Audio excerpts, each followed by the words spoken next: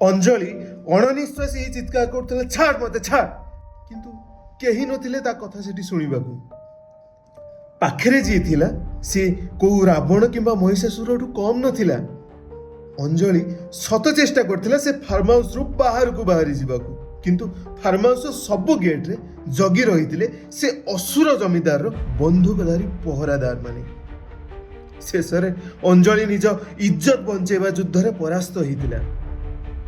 उलग्न एवं रक्ताक्त हो पड़िथिबा अंजलि मने मने भाबुथिला, जन्म हवागुरु तो मो माँ आरपारी को चली गला, सेतिबे तत्ते मो निज माँ बोली भाबुथिली।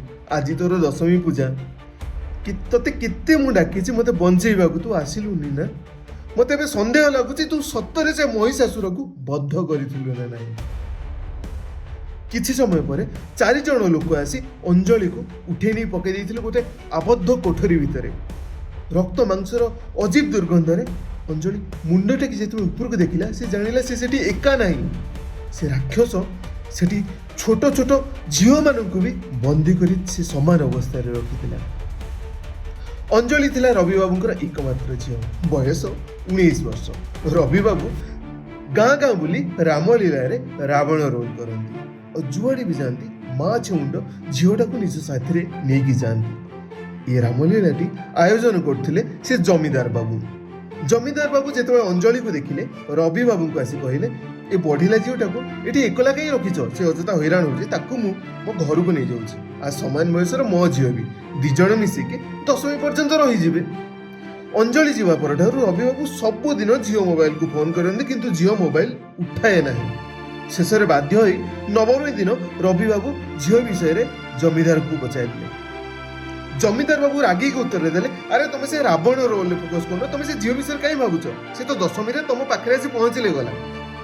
10वीं दिन अंजलि को न देखिबारु रवि बाबू जिद धरी बसिले, जो पर्यंत अंजलि आसीबो नाही से पर्यंत से स्टेज को जिबे नाही। रवि बाबू और जमीदार बाबू भितर बचसा होता। जमीदार बाबू लोक लगे से रवि बाबू को माड़ मारी रावण पोड़ी बनई से कुश पुतलिका भितर रवि बाबू को बांधी देते और लक्ष्य रखिते रावण पोड़ी सहित रवि बाबू को भी पोड़ी देवे। बिजनेस डील होता 100टा झील 500 कोटी टंका।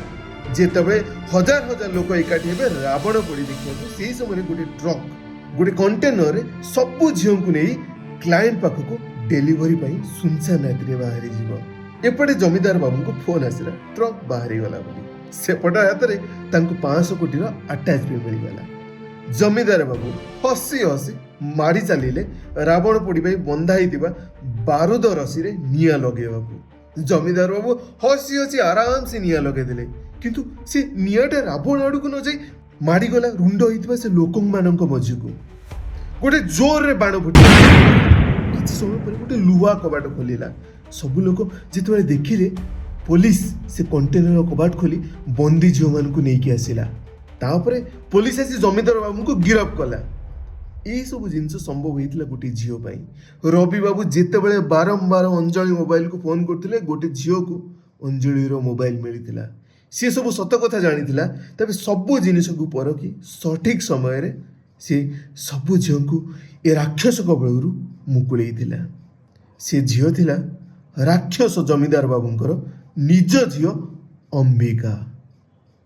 माँ दुर्गा एमिति विभिन्न समय भिन्न भिन्न रूप से आसी असुर मानू दमन करती आ साधारण लोक अन्याय दुर्नीति आ जंत्रणा मुक्त करि थांती।